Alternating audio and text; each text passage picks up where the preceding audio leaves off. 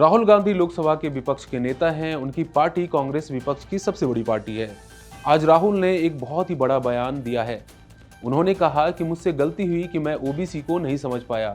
इस दौरान वो आरएसएस पर भी खुलकर बोले। इसके बाद से इस पर खूब राजनीति हो रही है।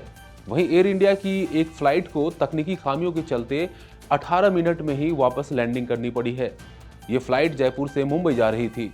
साथ ही थाईलैंड और कंबोडिया के बीच जारी युद्ध अपने चरम पर जा पहुंचा है।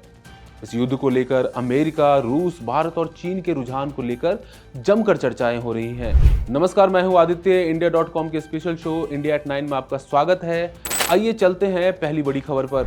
राजधानी दिल्ली के तालकटोरा स्टेडियम में कांग्रेस पार्टी द्वारा ओबीसी भागीदारी महासम्मेलन का आयोजन किया गया था। इस सम्मेलन में कांग्रेस अध्यक्ष मल्लिकार्जुन खड़गे, कर्नाटक के मुख्यमंत्री सिद्धरमैया, लोकसभा के नेता प्रतिपक्ष राहुल गांधी समेत कई दिग्गज नेता शामिल हुए। सभा को संबोधित करते हुए राहुल गांधी ने कहा कि अब ओबीसी की लड़ाई उनकी पहली प्राथमिकता होगी। तेलंगाना की जातीय जनगणना को उन्होंने सियासी तूफान बताया है। साथ ही उन्होंने आरएसएस को ओबीसी का सबसे बड़ा दुश्मन बताया। राहुल गांधी ने कबूला है कि ओबीसी समुदाय की समस्याओं को वो समय रहते नहीं समझ पाए। ये उनकी सबसे बड़ी राजनीतिक भूलों में से एक है। उन्होंने कहा, अगर मैंने ओबीसी की दिक्कतों को यूपीए सरकार के दौरान ही समझ ली होती तो उसी समय जातीय जनगणना कराई होती। राजनीतिक जानकारों के अनुसार उनके इस बयान के बाद जबरदस्त सियासत होने के आसार नजर आ रहे हैं। आइए चलते हैं दूसरी बड़ी खबर पर।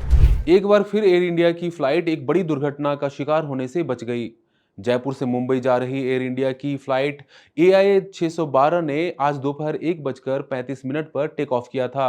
इस फ्लाइट को उड़ान भरने के महज 18 मिनट बाद ही वापस जयपुर एयरपोर्ट पर लैंडिंग करना पड़ा। ये एक आपात लैंडिंग थी। फ्लाइट रडार ट्रैकिंग वेबसाइट के अनुसार फ्लाइट को डाइवर्टेड किया गया। पायलटों को फ्लाइट की उड़ान भरने के चंद मिनटों बाद ही तकनीकी खामियों के बारे में पता चला। फिर पायलटों ने यात्रियों की सुरक्षा का ख्याल रखते हुए वापस लौटने का फैसला किया। एयर इंडिया की ये फ्लाइट करीब 18 मिनटों तक हवा में रही। उसके बाद वापस जयपुर एयरपोर्ट पर सुरक्षित लैंड की। पिछले कुछ दिनों से एयर इंडिया की कई उड़ानों में तकनीकी खामियों की बात सामने आ रही है। आपको बताते चलें कि बुधवार को दिल्ली एयरपोर्ट से उड़ान भरने वाली मुंबई की एक फ्लाइट में भी तकनीकी खामियों का पता चला था। इस घटना में टेक ऑफ से पहले उड़ान रद्द कर दी गई थी। उस फ्लाइट में कुल 160 यात्री ट्रैवल कर रहे थे। आइए अब चलते हैं तीसरी बड़ी खबर पर। थाईलैंड और कंबोडिया के बीच एक नए युद्ध का आगाज हो चुका है। गुरुवार को पहले कंबोडिया की ओर से सरहद पर मौजूद शिव मंदिर के नजदीक थाई फौजी ठिकानों पर हमला किया गया।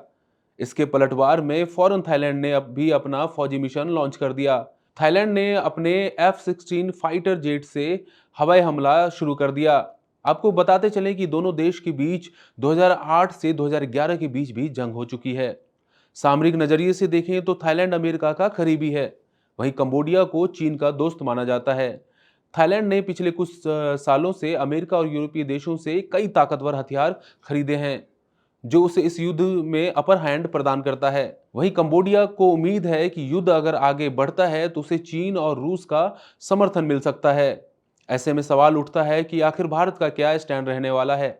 इसका जवाब बेहद सीधा और सरल है। भारत ऐसे मामले में ना तो पूरी तरह से थाईलैंड का समर्थन करेगा और ना ही वो कंबोडिया के समर्थन में खुलकर सामने आएगा। भारत इस युद्ध में न्यूट्रल रहेगा और शांति की बहाली पर ही जोर देगा। आज के इंडिया एट 9 शो की ये थी 3 अहम खबरें। कल रात 9 बजे फिर से हाजिर होंगे दिन भर की बड़ी खबरों और जमीनी सच्चाइयों के साथ। शुक्रिया।